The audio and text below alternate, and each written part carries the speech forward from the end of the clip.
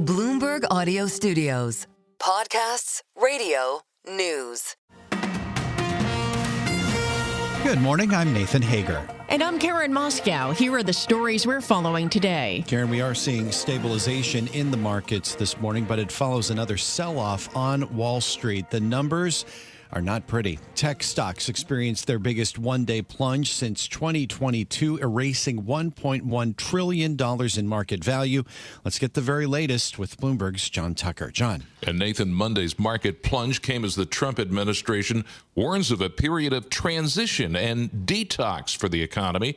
Economist Dennis Gartman sees it this way. I think that the economy, no question, is going into recession. The NASDAQ 100 index plunged 3.8%. Amy Wu Silverman at RBC is waiting for the other shoe to drop. Are we going to get to that second tier of fear? The NASDAQ 100 down 12.4% from its market high. That's a correction. The S&P 500 flirting with correction, down to 8.6% from its record set only last month.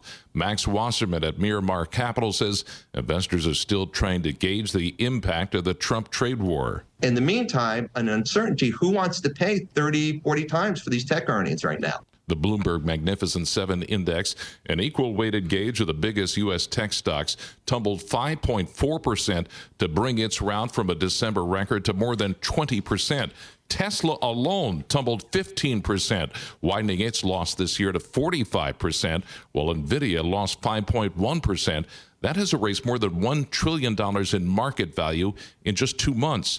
The unpredictable tariff policies also spurring risk aversion. Government bonds globally, they're rallying as bets on U.S. exceptionalism start to fade. In New York, I'm John Tucker, Bloomberg Radio.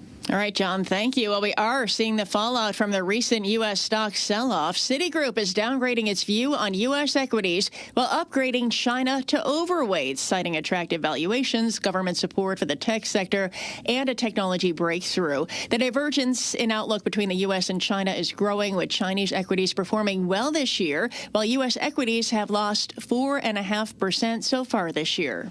Well, Nathan, when Donald Trump took office on January 20th, he was flanked by some of the wealthiest people. Now, new figures from Bloomberg's Billionaires Index show 5 of those billionaires have lost a combined $209 billion in wealth since Inauguration Day.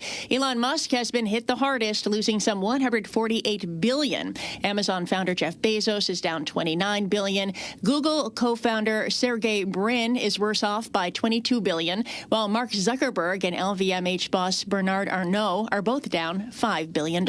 And those losses, Karen, come as President Trump gets ready to meet today with the country's top business leaders. Mary Nicola is a Bloomberg Markets Live strategist. He needs to highlight his pro-growth policies. Heading into the Trump administration and after he won, businesses were actually quite optimistic about the future, given deregulation and what some of his policies would be that would be favorable to businesses. But businesses are now worried. They're now worried about the outlook of the economy. They're worried about tariffs. So he'll need to address these recession concerns, and that his plans will be more limited, and it really is a short-lived adjustment period, because otherwise you could see this spiral into something even bigger and deeper losses for the markets. Bloomberg's Mary Nicola notes that President Trump will meet today with the Washington-based Business Roundtable. Cisco CEO Chuck Robbins chairs the organization. J.P. Morgan Chase's Jamie Dimon and Citigroup's Jane Fraser among the bank leaders on the roundtable's board of directors.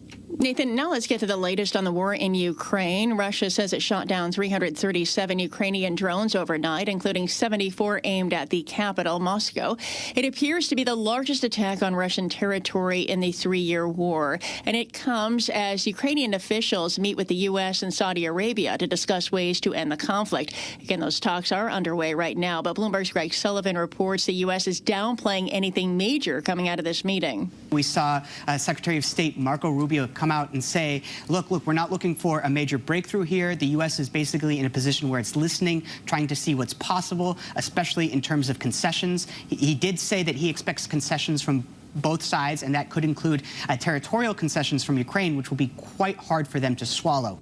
And as President Trump pushes for a ceasefire, Bloomberg's Greg Sullivan reports he's sending Middle East envoy Steve Witkoff to Moscow this week to meet with Russian President Vladimir Putin. Karen, talks between the U.S. and China on trade may be getting stuck. Sources tell Bloomberg News the discussions are bogged down at lower levels, with both sides talking past each other on how to proceed.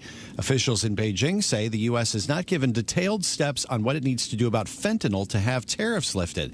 President Trump's team says it has been clear that it wants China to stop sending precursor chemicals to Mexico, to give smugglers the death penalty, and to run a front-page article in the People's Daily newspaper condemning the fentanyl trade. Well, in Washington, Nathan, a stopgap funding bill, or clean CR, looks likely to pass Congress today and avert a government shutdown on Friday. Bloomberg's Amy Morris has the details from Washington. The Republican spending bill is designed to keep government agencies open through September 30th. Representative Don Beyer, a Democrat from Virginia, talked about the options and the worries that the president will unilaterally delay or cancel appropriations, called impoundment. Unless there are meaningful guardrails to keep Trump from impounding it, we should vote no in the Democrats in the Senate and hopefully some Republicans in the Senate. Virginia Democratic Representative Don Beyer on Bloomberg's Balance of Power. House Republicans could pass this on their own if they get enough votes from their own caucus, but even after it passes the House, it still has to get through the Senate. In Washington, Amy Morris, Bloomberg Radio. Amy, thank you. A federal judge has ruled Elon Musk's government efficiency project must comply with records demands from a public interest group. The ruling rejects the Trump administration's position that the office created by the president is exempt from U.S. transparency law.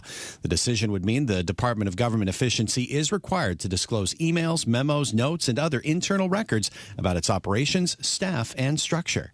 Well, speaking of Musk, as mentioned earlier, Nathan, his personal wealth has taken a big hit recently. In fact, with yesterday's 15% decline, Tesla shares have lost more than half of their value since mid-December. This morning, Musk is getting some support from Donald Trump. The president says that he will buy a new Tesla as a show of confidence and support for the CEO.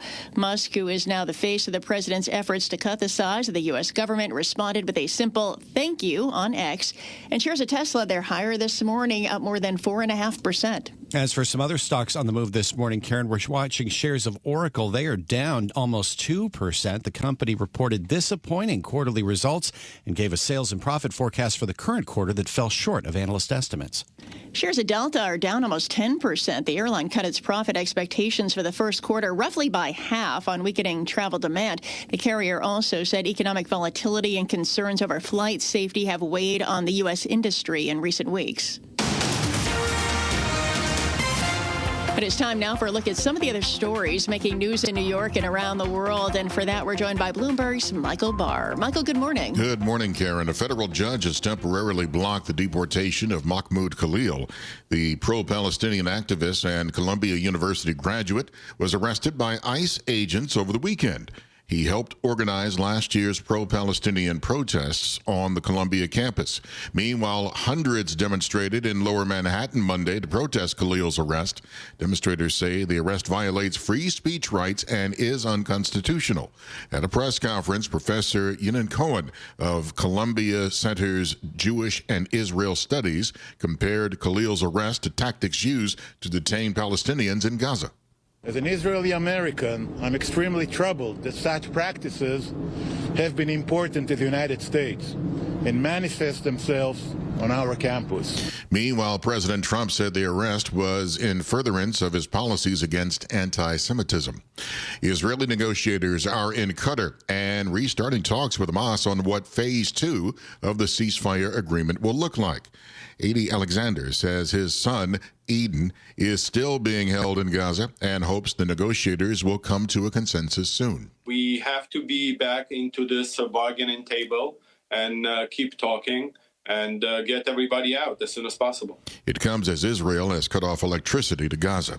Police in Montvale, New Jersey are investigating a bus crash on the Garden State Parkway that left several children injured, including one in critical condition.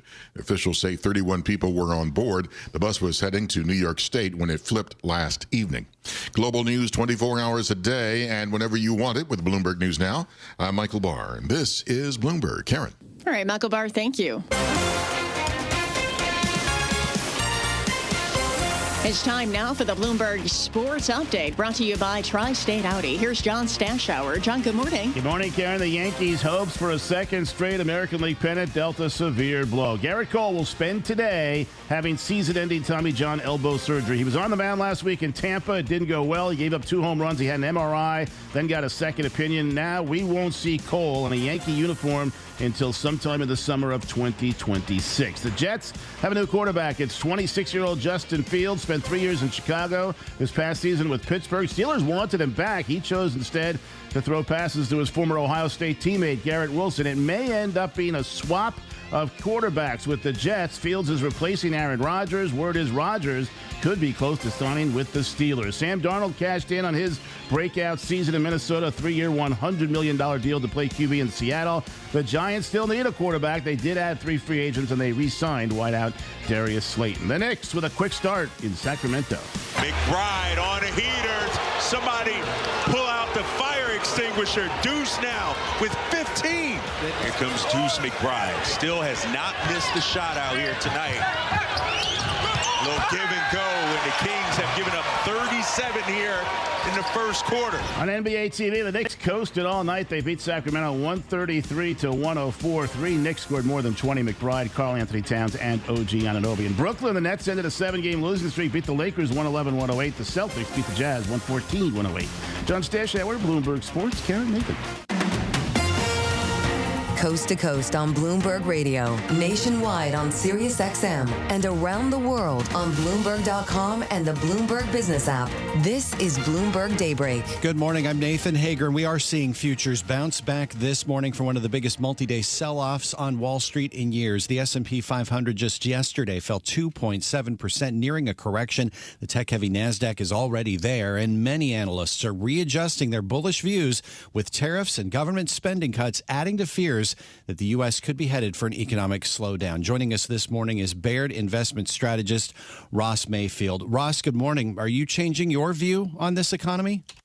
Yeah, I think you have to a little bit, right? You come in with priors, and then you take a look at what's actually occurring, and you have to readjust a bit. I wouldn't say that we're in the recession camp yet, but I think an economic slowdown is likely, if only because, we're at the middle of the late point of this cycle, and the Trump administration is clearly more bite than bark when it comes to the tariffs so far. So you kind of have to readjust your priors for what growth could be. Well, what do you make of the sell-off that we've seen over the last few days, this 8.6% plunge in the S&P 500 in just the last few days? Yeah, I mean, I think the first obvious thing is to look at the economic growth scare, the potential for tariffs and broader and wider tariffs than previously were expected. And then also look at, the Fed has the dry powder to come to the rescue, but are they going to be willing to if they think tariffs are inflationary? So all that makes sense. But then you have to look at the driver of the sell-off and look to the Mag 7 and kind of wonder how big tech is caught up in any of that. I mean, they're largely economic growth agnostic. They're not particularly tariff sensitive. So what's driving that? I mean, you could say valuation. You could take a look at the Japanese yen and see the rise there and look at the carry trade sell-off we saw last August. But the reality is it's probably just a combination of all the above, a bad moment for markets, but a healthy correction that's going to reset sentiment a bit as well. Does that point to a buying opportunity for the tech stocks that had been fueling the rally for so long? I think it totally depends on time frame. I mean, technically they look pretty broken, or at least most of them do. But over a 1+ year time horizon, yeah, I would still be adding to secular growth themes like AI. I think if we're hitting a period where U.S. economic growth is coming back to trend and we're still in this higher for longer rate environment, I want to be buying the high quality companies that are still bringing their own kind of growth themes to the table.